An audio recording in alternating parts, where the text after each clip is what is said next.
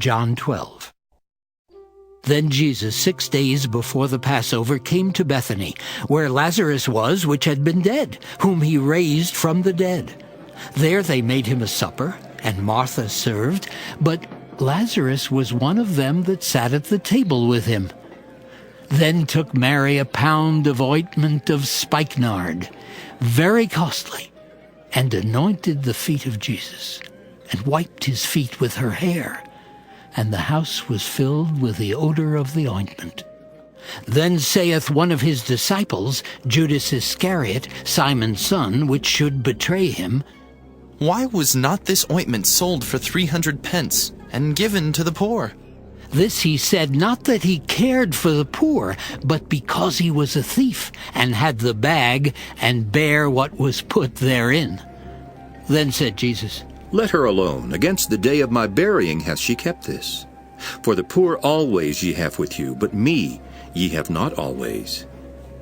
Much people of the Jews therefore knew that he was there, and they came not for Jesus' sake only, but that they might see Lazarus also, whom he had raised from the dead. But the chief priests consulted that they might put Lazarus also to death, because that by reason of him many of the Jews went away and believed on Jesus. On the next day, much people that were come to the feast, when they heard that Jesus was coming to Jerusalem, took branches of palm trees, and went forth to meet him, and cried, Hosanna! Blessed is the King of Israel that cometh in the name of the Lord! And Jesus, when he had found a young ass, sat thereon, as it is written, Fear not, daughter of Zion. Behold, thy king cometh, sitting on an ass's colt. These things understood not his disciples at the first, but when Jesus was glorified, then remembered they that these things were written of him, and that they had done these things unto him. The people therefore that was with him, when he called Lazarus out of his grave, and raised him from the dead, bear record. For this cause the people also met him, for that they heard that he had done this miracle. The Pharisees therefore said among themselves, Perceive ye how ye prevail nothing? Behold, the world is gone after him. And there were certain Greeks among them that came up to worship at the feast. The same came therefore to Philip, which was of Bethsaida of Galilee, and desired him, saying, Sir, we would see Jesus. Philip cometh and telleth Andrew, and again Andrew and Philip tell Jesus. And Jesus answered them, saying, The hour is come that the Son of Man should be glorified. Verily, verily, I say unto you, except a corn of wheat fall into the ground and die, it abideth alone. But if it die, it bringeth forth much fruit. He that loveth his life shall lose it, and he that hateth his life in this world shall keep it unto life eternal. If any man serve me, let him follow me, and where I am there shall also my servant be. If any man serve me, him will my Father honor. Now is my soul troubled, and what shall I say? Father, save me from this hour? But for this cause came I unto this hour. Father, glorify thy name.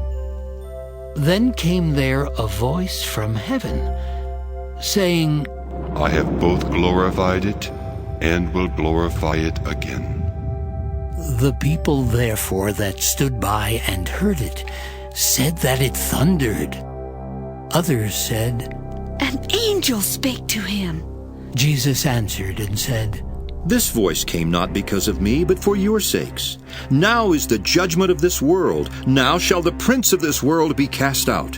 And I, if I be lifted up from the earth, will draw all men unto me. This he said, signifying what death he should die. The people answered him, We have heard out of the law that Christ abideth forever. And how sayest thou, the Son of Man must be lifted up? Who is this Son of Man? Then Jesus said unto them, Yet a little while is the light with you. Walk while ye have the light, lest darkness come upon you.